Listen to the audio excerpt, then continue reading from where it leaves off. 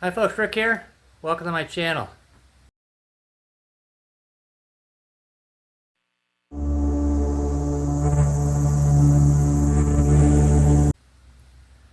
Alright, well today we're going to do, we're actually going to check the valves on my 66 Mustang there. It's not a bad job. You just got to go slow and get some valve cover gaskets and that kind of stuff there. So yeah, let's kind of, let me show you a picture of the engine here. I got the valve covers off and stuff like that. That's pretty easy to do, nothing to show there. But let's kind of show you here what I got going on and what I'm going to do. Alright. So I've got my valve covers off and stuff like that. You pull them off, obviously there, make sure you get all the gasket off, scrape all the gaskets. I'll kind of show you that. I've actually got them over there with the new gaskets there sealed. I'm going to spray paint them and stuff like that. But you want to kind of pull your valve covers off, pull off both sides here, and just do a visual inspection. These all look really clean, so I'm really happy. What I've done here to start with is I've rolled my thing up on top dead center. When my number one side over here on this Ford, I'm watching this thing here for my number one intake, which is this one right here. It went down and it came back up.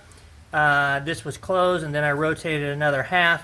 That way I know I'm on the top dead center, which I am. Second thing I've done here, and how I'm going to do mine, is I've marked my distributor here. You really can't see this. Let me see if I can find one here that you can see. You can see here, I've just marked this thing here. This is pointing toward number one right now. And so what I'm going to do there is rotate it till it reports to number 5, which is the next firing order. That means it's on top dead center. Then the next one's going to be number 4 and so far. So that's the way I'm going to do it. You can mark.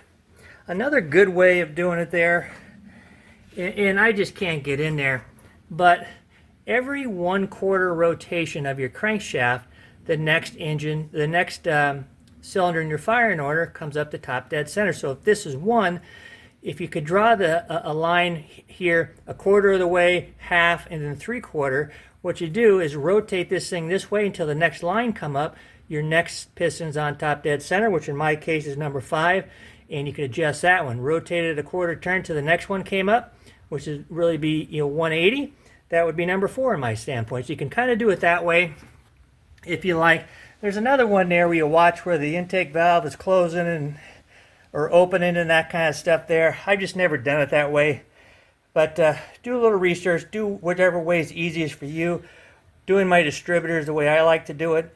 Probably get a lot of slack over that. That's just the way I've done it. But in past, and I'm not going to have any problems here. So far, what I've got here is my exhaust here. I can tell you just by feeling it, it's got slack up and down in it. This one has got pressure on it. So what I'm going to end up doing here is this one's tight. I'm going to take this one here to where it's just free. And then I'm going to do 3/4 of a turn and tighten it up. This one right here, I'm going to back off a little bit until it gets free, and then I'll tighten it up 3/4 of a turn again. So let's get started on that. Alright, so mine's takes a 5/16 socket, and what I'm going to do here is just do a feel and see if I can feel anything on there. I feel just a little bit. I'm going to have a really thin feeler gauge here as well. See if I can get it in there. So it's just barely fitting in here. This one here is too much. The exhaust, I'm going to tighten this exhaust valve up. Get the valve lash out of it. That might have been too far.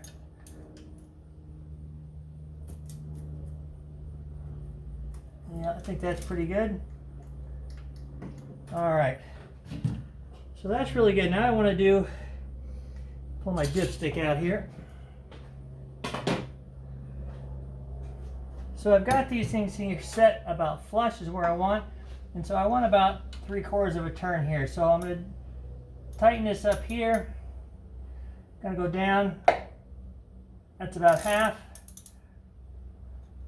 Or about 1/4 to half and 3/4. So that's nice and tight. Here, let me see if I can do this one here. It's about half and about 1/4. doesn't have to be perfect there. So that's about 3/4 of preload. That should be pretty good shape there for me. So what I'm going to do now is I'm going to rotate this engine here until I get right here on my next mark, and then I should be good. So there's not a whole lot here to watch. Let's see. Probably can't even see this. So I can't get in here to do anything.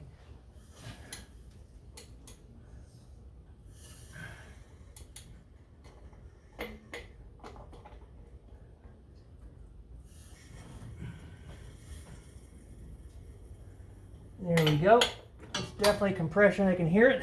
It'll be easy with the spark plugs out, but that's how it goes. So I'm on number 5. So on mine it's 1, 2, 3, 4, 5, 6, 7, 8. So 5's on that side. So I'm going to go over there and do that. Let's get set up over there. All right. So I'm over here on number 5. They're all feeling kind of loose. Just double check.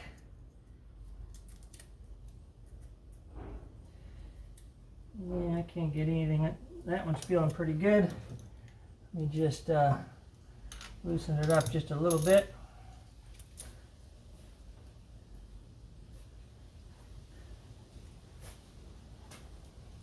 Okay, now that I got my feeler gauge out of there, I'm just gonna tighten that thing up to where it starts to grab really good. That's pretty good. Do this other one. Loosen it up. These ones really weren't all that bad, actually.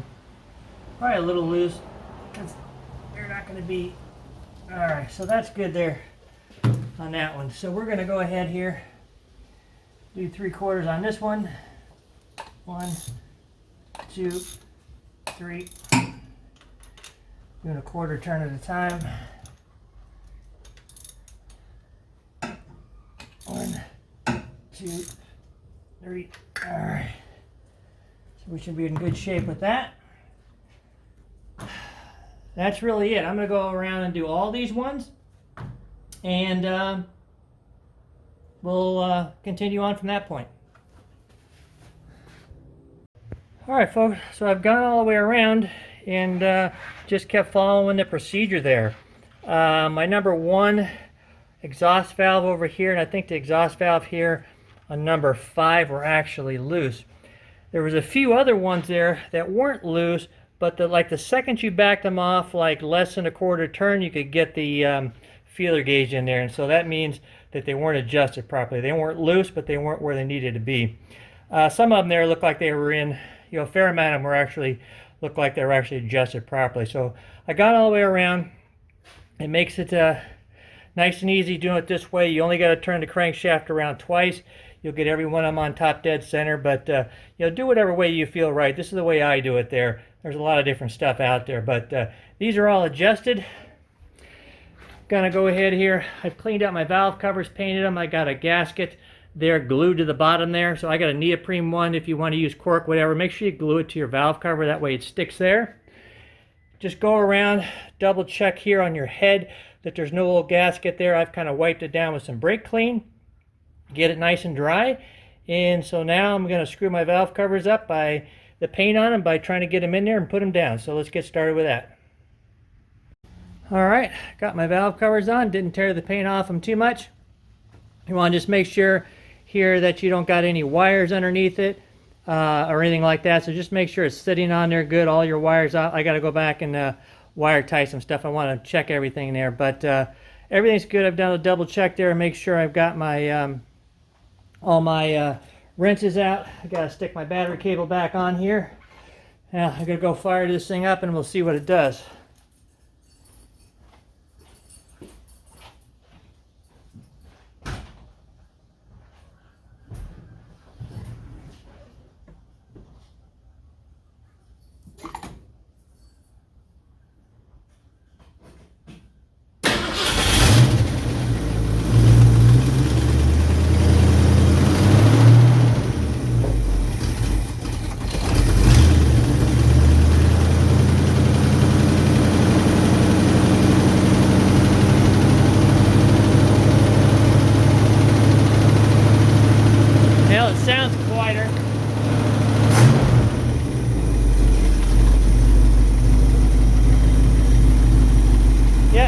going. Sounds a little quieter.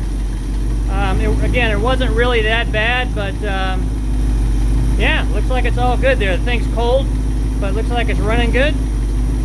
Hopefully no leaks anywhere. I'll run it, make sure my valve covers don't leak, and I may check it back up again.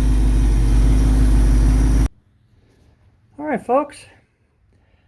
Not too bad of a job. Pretty easy. A couple of things here, tips. When you put your valve covers on, stuff like that, again, make sure they're flat on the bottom there. You can always just tap them with a hammer if they're not. Don't torque these things down a lot. That's what screws up the gaskets. Now, the gaskets I got a metal ring inside to keep you from doing that. That's why I bought them. They're a lot more expensive than the cork ones, but you still don't want to crank those down. There's not a whole lot past hand tight. You just kind of get them snug and then just kind of do a little bit of this just with the palm of your hands. That's pretty good. But I'm going to check these after I take it out for a ride. Again, just want to go around here now. I got to put some wire ties back on my stuff. But yeah, that's the valve adjustment process. There are a lot of ways to do it. This one's pretty easy. Again, you got to go in your firing order for whatever vehicle you got. This here will do it fine, but didn't really take a whole long. I have a heck of a time getting a wrench on my flywheel bolt. A lot of people bump it. I don't like doing that, so I just fight it and try to get it down there. But I'm out here by myself. I got the job done, and you can too. So that's it. How to adjust your valves. Pretty simple and easy to do. Again, a couple of them here were loose. A couple of them were out of adjustment. They weren't rattling, but they were out of adjustment. And then, probably half or a crack less were actually pretty good. So now I ain't got to worry about it. At least I know it's all working good. So with that, take care. And yeah, that's it. Hopefully yours goes as easy.